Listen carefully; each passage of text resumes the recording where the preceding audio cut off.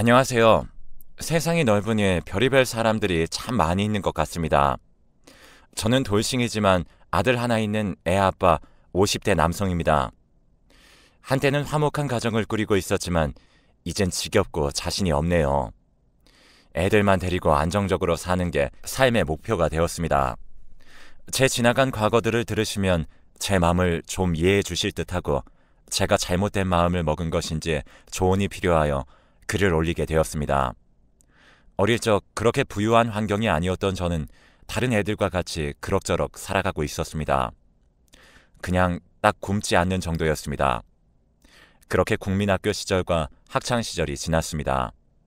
어느덧 대학생이 된 저는 학업에 열중하여 매 학기 부모님의 손을 빌리지 않기 위해 열심히 공부하여 매번 장학금을 싹쓸이하는 모범적인 학생이었습니다.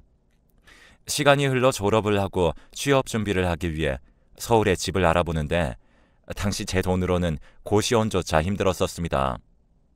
그때 대학 시절 친구가 자기 자취방에서 지내며 공부하라 권했습니다. 저는 그 친구에게 너무나 고마웠어요. 자취방이라지만 그래도 남에게 조건 없이 이렇게 권해줬다는 게 그 당시에 생명의 은인처럼 느껴졌습니다. 꼭 성공하여 그 친구에게 보답할 것을 다짐하고 고향에서 짐을 싸고 서울로 상경하고 곧바로 친구네 자취방으로 갔습니다. 초인종을 누르자 안에서 여자 목소리가 들렸고 그렇게 몇 분 뒤 한 여자가 나와서 어서 오세요. 싱긋 웃으며 말하더라고요. 저는 여자친구인가 라는 생각에 뻣뻣하게 인사를 마치고 그 여성분이 안내해준 작은 방으로 짐을 들고 갔어요. 짐을 풀고 있는데 거실에 나와 같이 귤을 먹자고 하더군요. 마침 출출했던 터라 별 말 없이 거실로 나갔습니다. TV를 보며 어색하게 앉아서 귤을 먹고 있는데 저를 빤히 보길래 제 얼굴에 뭐 묻었냐고 물어보니 아니요, 그냥 본 거예요 하며 웃길래 그러려니 했습니다. 저는 어색한 분위기를 깨기 위해 친구 여자친구냐 질문을 했고 그 여성분은 친구 여동생이라고 했습니다. 원래 둘이 같이 자취 중인데 제 취업 준비 때문에 오빠가 친구를 도와준다고 했고 자기도 동의했다고 했습니다. 밥은 보통 여동생이 준비를 하는 듯 했습니다. 밥 먹고 꼭 시험 합격하라고 해주는 게 어머니 같은 느낌도 나고 점점 친해지니 편해지는 사이도 너무 좋았습니다. 그렇게 저는 친구 집에서 취업에 성공하게 되고 학원 강사에 몸을 담그게 되었습니다. 여기서 그때 친구 여동생이 제 아내가 되었다는 것만 달라지고 모든 게 잘 풀렸죠. 이때까지만 해도 말입니다. 친구 여동생과 연애를 몰래 하던 중 갑자기 아이가 생겼고 그래도 생명이니 책임을 져야겠다는 생각에 결혼 허락을 받으러 양가 부모님 댁에 갔습니다. 물론 처음엔 친구 여동생이 어린 상황이었고 저를 집에 들인 친구도 혼났지만 그래도 평소 학교에서 저를 좋게 봐온 친구 덕에 무사히 결혼을 할 수 있었고 결혼과 동시에 제가 일하고 있는 학원에서 제가 많이 유명해져 수익이 늘었습니다. 강의 실력으로 입소문을 타 저를 찾아온 학부모와 학생들이 많았고 제 덕분에 학원의 명성도 많이 올라가 제가 받는 연봉은 몇 배로 치솟게 되었고 정말 돈이 빠르게 잘 모였습니다. 처음엔 아내도 너무 좋아하며 즐거운 나날들을 보냈지만 어느 순간부터는 퇴근하며 아내는 저보다는 항상 돈만 세고 있었습니다. 결국 대화의 시간이 점점 줄어들게 되었죠. 그렇게 시간이 흘렀습니다. 집에 와도 아이만 혼자 방치되어 있을 뿐 아내는 집에 없는 시간이 많았습니다. 전화해도 받지도 않고 기본 귀가 시간이 새벽 3시, 4시를 넘었죠. 별다른 의심 없이 여느 때와 같이 일에 몰두하고 있는데 은행에서 연락이 왔습니다. 집담보로 대출이 있는데 일정 기간 동안 납입이 되지 않았다고 하더군요. 이게 어찌된 일인가 싶었습니다. 그날은 집에서 아내가 오기를 기다렸습니다. 역시나 3시 50분쯤 아내가 들어오는 소리가 들렸고 저는 낮에 있던 통화 내용을 말하며 아내에게 어찌된 영문인지 물어봤어요. 그러자 아내가 갑자기 울면서 자기가 주식을 넣었는데 그게 잘못되었다고 했고 왜 주식을 넣었는데 저에게 말을 하지 않았냐고 다그치자 아내가 몰래 넣어 놀래켜주려고 했다고 합니다. 평소에 주식에 관심도 없던 여자가 갑자기 주식을 했다는 게 믿기지 않았습니다. 제 의심은 더 심해졌죠. 아내의 행동이 이상해서 하루는 강의를 미루고 아내를 몰래 미행했습니다. 낮에 2시쯤 집에서 나와 작은 변두리 마을로 들어가더니 이상한 스티커로 도배가 되어 있는 문에 들어가더군요. 거기서부터는 제가 들어가기 힘들 것 같아 주변 흥신소에 가서 의뢰를 했습니다. 그랬더니 흥신소에서 하는 말이 그곳이 이 주변에서 유명한 도박장이라고 하더군요. 세상이 무너지는 듯 했죠. 그래도 아닐 거라 믿으며 저 대신 자세히 알아봐 달라고 했고, 하루도 안 되어서 연락 온 흥신소에서 들은 소식은 꽤나 충격적이었습니다. 아내가 그곳에서 담배를 피우는 것은 물론 남자들과 팔짱을 끼며 어울리고 있다고 했고, 제가 믿지 않을까봐 사진을 찍어 준비했다고 했습니다. 바로 만나서 사진을 전달받았고 경악을 금치 못했습니다. 사진 속의 여자는 제가 봐도 제 아내가 맞고 눈이 약간 풀린 듯 제정신이 아닌 표정으로 어떤 남자와 담배를 피우는 모습의 사진이었습니다. 저도 이건 아닌 것 같아 일단 아이를 시댁에 잠시 맡기고 아내를 기다렸습니다. 아이 모유 수유도 하고 있는 걸로 아는데 담배라뇨. 너무 충격이었습니다. 어떻게 대처를 해야 할지 아무 생각도 들지 않았습니다. 마침 아내는 집으로 일찍 왔습니다. 저는 바로 사진을 건네며 이게 네가 맞냐고 물어보자 아내는 버럭 소리를 지르며 무슨 돈이 있어 뒷조사를 했냐며 오히려 역으로 화를 냈습니다. 정말 폭력을 쓰긴 싫었지만 처음으로 아내의 뺨을 때려버렸습니다. 아내는 울부짖으며 모든 게 제 탓이라고 하더군요. 쉬는 날 없이 매일 학원 가고 아이를 혼자 보는 게 너무 힘들었다고 했습니다. 황당 그 자체였습니다. 아니, 제가 저조차고 일한 것도 아니고 가족을 위해서 힘들어도 열심히 한 건데 이렇게 말하는 아내가 끔찍하게 미웠습니다. 사람으로 보이지 않았어요. 정말 속 깊이 끓어오르는 분노를 꾹 참고 간신히 있었습니다. 아이가 있는 저희가 할 수 있는 선택이 없다는 게 난감한 상황의 연속이었습니다. 더 웃긴 건 아이를 키우고 싶지 않다고 발언한 아내였습니다.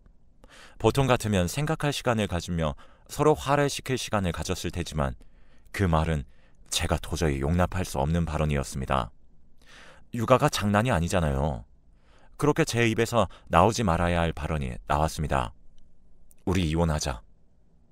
보통 이런 말을 들으면 침울한 표정을 아니면 충격받은 표정을 짓기 마련인데 오히려 아내는 기다렸다는 듯이 알았다며 짐을 싸고 나갈 준비를 했고 저는 그런 아내를 붙잡지 않았습니다. 그렇게 합의 이혼을 하려 변호사를 구해 준비하는데 아내의 입장이 가관이었습니다. 제가 먼저 신청했다는 이유로 위자료를 요구했지만 아이 양육권은 요구하지 않았습니다. 저 또한 그런 아내에게 양육권을 주고 싶지도 않았습니다. 제 자식은 소중했으니까요. 질질 끌어 좋을 게 없다 생각했고 그저 저는 하루빨리 이 지긋지긋한 관계를 끊어야겠다는 생각뿐이었습니다. 엄마 없는 아이의 삶은 분명 허전할 수 있겠지만 제가 그 몫까지 채워주리라 다짐했습니다. 그렇게 제 재산의 80%를 아내에게 주고 바로 이혼 절차를 마치고 소송까지 마무리 지었습니다. 아내와 이혼 후 부모님께는 죄송하지만 통보로 말을 했습니다. 처음엔 당황하셨지만 사정을 들으시고 나서는 오히려 잘했다 저를 위로해 주셨고 그 과정에서 저는 눈물 하나 나지 않았습니다. 아이는 어머니가 저와 번갈아가며 돌봐주셨고 저는 그래도 아이를 위해 학원 일을 좀 줄여가며 열심히 살아나갔습니다. 그렇게 아이가 말을 할 수 있게 되고 걸음마는 물론 뛰기까지 하는 걸 보며 정말 기특하다 생각했습니다. 유치원까지 들어간 아이가 어느 날 저에게 아빠, 우리 엄마는 어디 있어? 라는 말을 했고 저는 미안하지만 아이에게 엄마는 하늘나라로 갔다고 말했습니다. 잘못된 걸 알지만 차라리 그렇게 설명하는 게 아이가 이해하기 쉽다고 판단했습니다. 그 후로 나름 평화롭게 살아가고 있는데 주변에서 아내가 도박하는 변두리 가게에서 자주 보인다는 말을 했습니다. 그렇게 위자료 뜯어갔으면서 아직도 그런 생활을 하는 게 참 한심해 보였지만 그래도 잘 살길 바랬는데 정말 이혼하길 잘했다는 생각이 들면서 한편으론 화도 났습니다. 아이가 어느덧 듬직한 성인이 되어 군입대 통지서가 집에 날아왔고 벌써 시간이 일이 되었다는 것에 가슴이 뭉클했던 저는 처음으로 아들 앞에서 눈물을 보였습니다. 못난 아비 때문에 한부모 가정에서 이렇게 꿋꿋하게 잘 자라준 게 너무 고마웠기 때문입니다. 아들도 처음 보는 저의 눈물에 말없이 안아주었습니다. 그간 마음고생한 것에 위로를 받은 기분이었습니다. 내가 아들 하나 정말 잘 키웠다는 생각이 들었죠. 아들이 없는 시간에 슬플까봐 오히려 일을 늘려 더욱더 열심히 일했습니다. 정신없이 살다 보니 가끔 휴가 나오는 아들과 맛있는 밥도 먹고 남자 둘끼리 여행도 가고 하며 추억거리를 만들었죠. 시간이 순식간에 지났고 행복의 연속이었습니다. 아들이 제대한다는 소식이 들렸어요. 그 힘든 군 생활에서 아무 탈 없이 잘 돌아온 아들이 한층 더 성장한 듯 보였습니다. 제가 일하는 학원에 와서 제대 신고를 한다며 지 이름을 또랑또랑 외치는 아들의 모습에 또 한 번 눈물을 훔쳤습니다. 이제 제 임무를 다한 것 같은 마음에 지난 짊어졌던 짐들이 뿌리부터 녹아내리는 느낌이었습니다. 그런데 이렇게만 잘 흘러가면 얼마나 좋았을까요? 아들이 취직하고 결혼하는 것만 남은 이 시점에 어느 날 아들이 제게 말하더군요. 엄마가 돌아가신 게 아니라 살아 계시냐고 말입니다. 저는 그 말을 듣고 너무 놀라 아들을 말없이 쳐다보았고 아들은 제 전처를 만나다는 말을 했습니다. 설명이 필요한 듯 했습니다. 이제 아들과 술 한잔 할 수 있는 상황이니 집에서 소주와 간단한 안주거리를 준비하고 아들을 불렀습니다. 얘야, 사실은 엄마는 죽지 않았지만 이미 죽은 거나 마찬가지다. 제 말에 아들은 두 눈을 깜빡였고 한숨을 쉬고 난 후 저는 아들이 유년 시절 있었던 일들과 그렇게밖에 할 수 없었던 일들에 대해 설명을 해주었습니다. 아들은 제 말을 들은 후 말없이 고개를 숙이며 한숨을 쉬더군요. 완벽한 부모까지는 아니더라도 정상적인 가정 환경 속에서 자라게 하고 싶었는데 그런 아들이 기운 없는 모습을 보니까 마음이 아팠습니다. 이내 아들은 고개를 들며 그동안 아버지가 마음고생이 제일 심하셨겠네요. 저를 잘 키워주셔서 감사합니다. 라는 말을 했습니다. 그래도 붙잡아야 하지 않느냐라는 원망을 들을 줄 알았는데 의외의 대답이었습니다. 오히려 저를 걱정해주는 아들, 그 후의 말은 저의 모든 신경을 멈추게 하는 말이었습니다. 군대 입대하고 제대하기 며칠 전 한 여자가 찾아와 결혼 사진과 호적을 보여주며 자기가 엄마라고 했고 그렇게 도시락이며 음식을 조금씩 준비하며 면회를 왔다고 했습니다. 그렇게 저에게는 비밀로 해달라고 했고 제대 날짜도 알아갔다고 합니다. 제대날 그 문 앞에서 자기를 기다렸다고 했고 같이 밥을 먹게 되었다고 했습니다. 엄마가 없는 줄 알았는데 이렇게 멀쩡히 계셨다는 것에 조금은 기뻤다고 하더군요. 제가 싫어할까봐 말 안 하려고 했는데 엄마가 비밀로 해달라는 것에 마음이 쓰여 함구했다고 했습니다. 여기까지였다면 이제껏 보살피지 못했던 걸 이제라도 챙기면서 엄마 노릇을 하고 싶었나 싶었지만 아들의 말은 들을수록 가관이었습니다. 같이 밥을 먹고 난 후 자연스레 자기 일상 이야기와 집도 없어 노숙을 하고 있다는 말이었습니다. 제가 위자료로 아무것도 주지 않았다고 했고 그렇게 버려졌다는 것처럼 불쌍하게 말을 했다고 했습니다. 저는 너무 기가 찼습니다. 사람이 어쩜 저리 뻔뻔한 건지요? 아들은 자기가 뭘 도와드리면 되냐고 물었다고 했고 그 여자는 아들에게 1,000만 원만 빌려달라고 자기는 신용불량자가 돼서 대출도 안 된다고 자기가 한 달에 조금씩이라도 갚아 나가겠다고 아들한테 그랬다더군요. 설마 했지만 아들은 돈을 대출받아 빌려줬다고 했습니다. 저는 너무 어이가 없어서 평생을 애한테 엄마 노릇도 하지 않았던 여자인데 이제 저도 모자라 아들의 등까지 처먹기나 하고 새삼 그 여자가 무서워지기 시작했습니다. 이렇게까지 밑바닥까지 내려간 여자인데 왜 저는 결혼 전 알아차리지 못했을까 하는 후회를 뒤로하고 아들에게 내 도움이 필요하면 말하라고 했습니다. 지금의 저는 그 1,000만 원쯤이야 별거 아니지만 그 여자에게 줬다고만 생각하면 미쳐버릴 것 같았습니다. 하지만 아들에게 화내고 싶지 않았습니다. 그저 미안했습니다. 어찌 보면 아들은 정말 순수한 마음으로 엄마를 위했던 것일 텐데 그 마음조차 이용한 그 여자를 가만히 둘 수 없었습니다. 하지만 이제 와서 아들이 제게 이 말을 한 건 그 여자가 잠적했다는 것이었어요. 역시나 돈 받고 연락을 끊은 것이죠. 정말 왜 그렇게까지 해서 살고 싶을까라는 생각도 들고 정말 죽여버리고 싶었습니다. 제가 전생에 그리 죄를 많이 지었던 걸까요? 남들 가정사 보면 아내보단 남편이 바람이나 다른 문제로 가정이 힘든 게 많았는데 이건 바람도 아니고 정말 한순간이라도 가족이라고 생각이나 했던 걸까요? 아들은 혼란스러워하는 제게 돈은 제가 빌려드렸고 제대로 판단 못한 자기 잘못이니 자기가 조금씩 갚아나가겠다고 했습니다. 왠지 과거 제 모습을 보는 것 같아 너무 미칠 듯 미안했습니다. 혹시나 힘들면 말하라고 하고 이 또한 아들에게 교훈이 될 수 있을 것 같아 아들 뜻대로 하라고 했습니다. 저는 그 여자를 다신 보기 싫었지만 만나서 한마디라도 하고 싶었습니다. 아들에게 연락했다는 전화번호를 받아 일단 경찰서에 가서 사기로 의뢰를 해보았지만 받아들여지지 않았죠. 명백한 증거가 없어 성립이 안 된다고 하며 개인정보는 함부로 알려줄 수 없다고만 하더군요. 돈 거래한 계약서가 있어야 한다고 하는데 당연히 그런 계약서 따위는 없는 게 맞았습니다. 과거에 썼던 방법이지만 불법적으로라도 만날 수 있는 방법은 역시 그곳밖에 없었습니다. 다시 발걸음을 옮겼습니다. 아직도 운영을 하고 있는 과거에 갔던 흥신소를 다시 찾아가게 되었습니다. 사장님도 저를 바로 알아보시더군요. 그 후로 어떻게 되었냐길래 솔직히 말하며 털어놨습니다.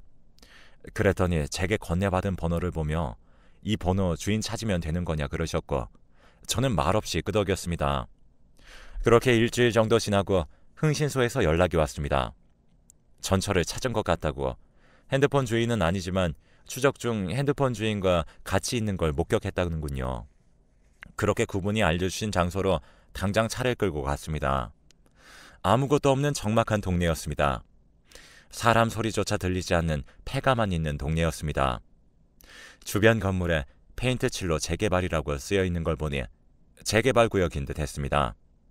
그래도 번지 같은 건 쓰여 있는 곳이 많아 힘들게 알려주신 주소를 찾게 되었어요. 혹시 몰라 조용히 안으로 들어가 보니 주변에 술병과 담배꽁초가 많이 있었고 한 여자가 악취를 풍기며 누워있는 게 보였습니다. 코 고는 소리가 나는 것으로 보아 죽은 것 같진 않았습니다. 깊게 잠들 것 같아 가까이 가서 얼굴을 살펴보니 역시나 제 전처가 맞았습니다. 이렇게 살려고 그 많은 위자료와 아들 등쳐먹고 1,000만 원 챙긴 건가 싶었습니다. 이 세상에서 없애버리고 싶었지만 제 손에 피를 묻혀 굳이 아들에게 살인자 자식이라는 타이틀 주기 싫었습니다. 이 여자 정말 이렇게 되기 전까진 참 좋은 사람이었는데 아직도 저는 이 사람이 갑자기 변한 이유를 제대로 알지 못했습니다. 알 수 없는 감정에 휩싸이기 시작했습니다. 잘 자던 사람이 갑자기 벌떡 일어나 저를 쳐다보고는 괴성을 지르기 시작했습니다. 생각해보니 들어오면서 곳곳에 놓인 술병들이 생각났고 혹시나 하는 마음에 말을 해보았지만 쌍욕을 해대며 저를 향해 동문서답으로 소리만 질렀습니다. 저는 정신을 차리고 경찰서에 전화를 했습니다. 애초에 재개발 지역에 몰래 들어와 사는 건 불법이니까 신고할 거리가 될 거라 생각했죠. 바로 경찰들이 와서 그 여자를 데리고 경찰서로 같이 향했습니다. 질문에도 실실 웃기만 하고 술만 찾던 이 여자는 평소 사기죄로 이미 신고를 받았던 수배범이었습니다. 갈수록 가관이었습니다. 오히려 저는 경찰들에게 감사의 소리를 듣고 앞으로 저 여자 어떻게 되는지 물어보니 정신병원에 수감되어 알코올 중독 치료를 받을 거라고 했습니다. 술 한 잔 입도 못 먹던 여자였는데 알코올 중독이라는 말에 기가 찼습니다. 저에게 아는 사람이냐고 하길래 모르는 사람이라고 했습니다. 저희 아들도 사기당해서 찾아왔던 거라고만 말을 남긴 뒤 저는 경찰서를 나가고 있었습니다. 뒤에서 실실 웃기만 하던 여자가 제가 나가는 걸 보고 악을 쓰며 괴성을 지르더군요.